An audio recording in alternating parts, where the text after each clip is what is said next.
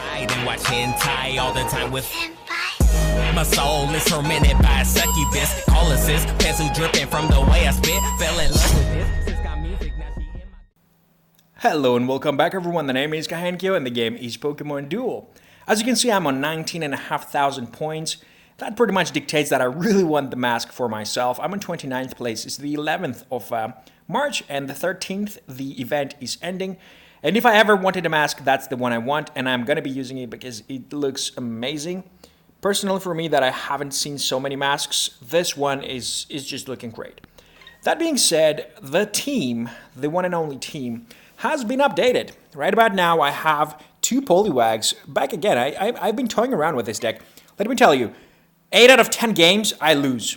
That's not a secret. I lose 8 out of 10 games, but those two that I potentially win, they're so satisfactory. The amount of outplay that I get, well, you can't call it an outplay. The amount of RNG, though, where your Pokemon put the enemy to sleep is just great.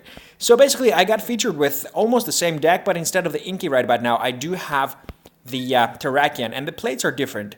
Long Throw, Hurdle Jump, Max Revive, and Gold Block I had. Right about now, I'm rocking it with... Let us check here. I don't even know where that deck is. There we go. Double Hurdle Jump, Gold Block, and Long Throw. I don't need the Max Revive, I figured, because I don't really Max Revive. The one thing that I Max Revive would be probably a Hypno, and that is not going to even save me from anything. Like, Double Hurdle Jump to apply the pressure, put enemy monsters to sleep, Gold Block to, last resort, and Long Throw just because some rush decks do tend to rush you super fast. So Long Throw is essential for me personally. After the initial rush is done, you put the entry keeper to sleep, then you bring more monsters on the field, and so on, so on, so on. But that being said, I've been telling you again, I lost over and over and over. I'm trying to craft this deck to perfection. I don't believe it's going to happen, but I did try different monsters. I did try Darkrai, but the thing is Darkrai knocks them out, and I don't want them knocked out. I don't want the Pokemon that I put to sleep to go away. I want them to be crowd controlled and set there being useless until someone tags them. Because with the enemy Kokos running around, if you have the Hypno and the Morlulus, Koko cannot pass through Morlulus, and he cannot wake them up with his ability because of the Hypno, making, well, literally rendering him kind of useless to that extent, because he only can attack the Morlulus. If he attacks and he gets put to sleep with a Hypno on the field, I just jump the Morlul over him and I have an immediate advantage of either surrounding him or, threatening the entry or whatever not. And that is actually what threatens the opponent's decks. But for the time being, let's go ahead and check a couple of duels that I have saved that I do believe were quite interesting to watch because of the differentiality of my Pokemon towards the enemy Pokemon. My common, uncommons, and one rare and one EX versus whatever else the enemies had to put against me. So let's jump into the first duel and enjoy.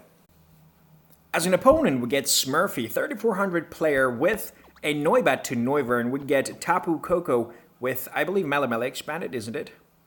Yeah, level 5 Tapu Koko with Melemele expanded. We get ourselves triple Altaria deck with all of them level 5 and one Mega Altaria, and the Shiny Rayquaza with 146 damage, XP double chance, max revive Gold Block, and Altaria Knight.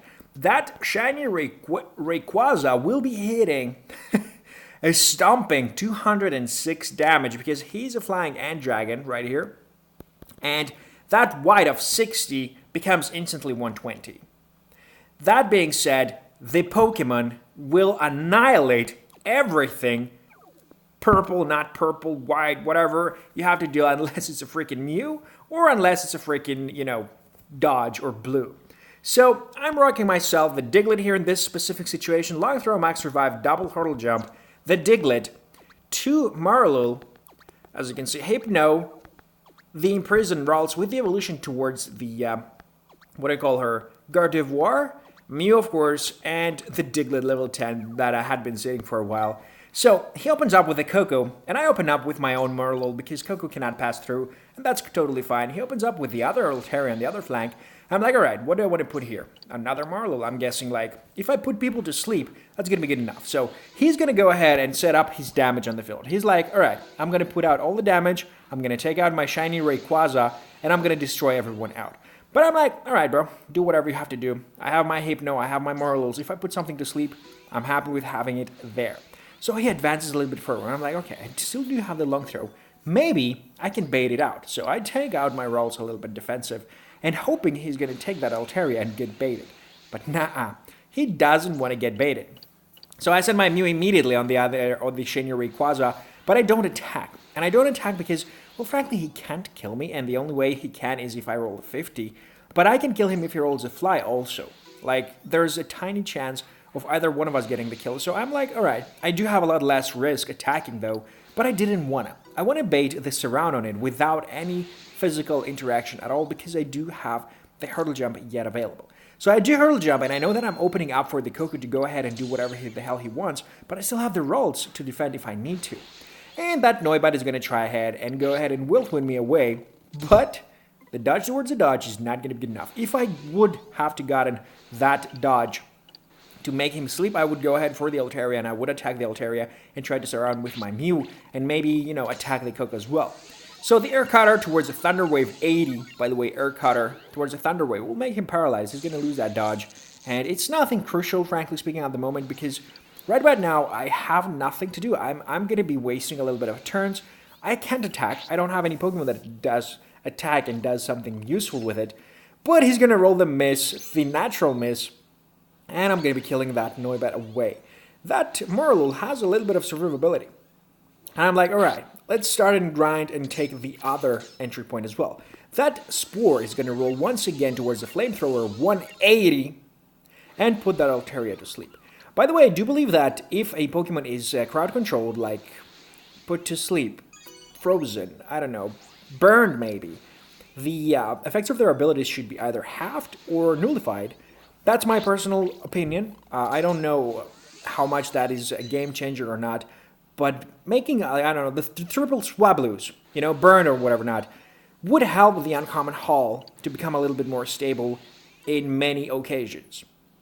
Well, in any case, that Mew is going to be attacked by the Tapu Koko, and the edge of the Shuttle Flip, the last segment of the Shuttle Flip is going to spin, and I'm not going to die, which is going to make me go ahead and attack him in return. And I'm like, oh my god, is this real life? The Mew just rolls exactly what it needs to survive, and then it rolls exactly what it needs to kill.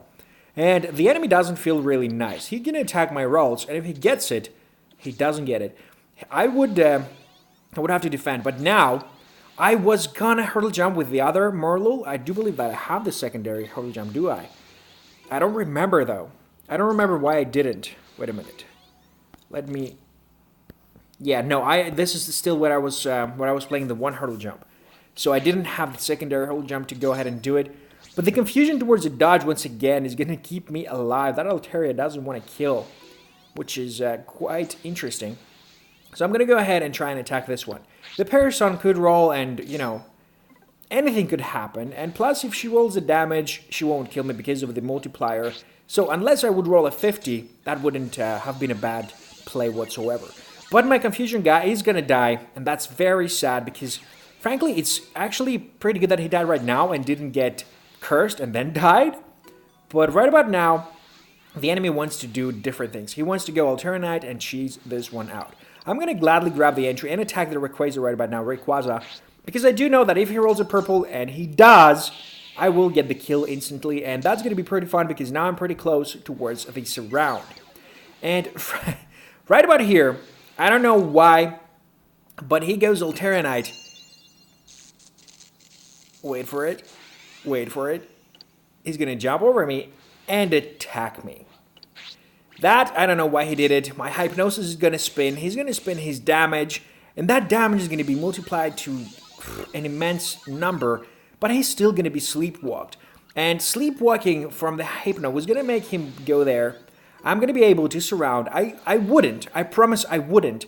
I would go with my Diglett, But I just wanted to because I made it happen like that. I just wanted to put this around so I can have one less Pokemon to worry about. So he's going to backtrack a little bit to bring his Altaria back in with a gold block right there. And that was a correct play, I think. Because, you know, making all of them, he could fight his way out. He has the speed yet. He could do a lot of things there. But bringing a lot of blue that can't be killed is really difficult. So he's going to go X-Speed. He's going to attack this little Diglett. And Diglett, of course, is going to get the dig because Diglett is Diglett. Even if he didn't get the dig, you know, half the will dig, he would still die from the damage if the damage and damage was spun. But this was like a last nail in the coffin. And I'm just going to bring my Morilul or Hypno a little bit closer. And once the player does attack on the Mew right now, this is what is going to end the game for the player. Because right about now, we were, I think, 1.5 minutes he had left. And he just been a bad sport. Right after he lost his role, he decided to disconnect on me.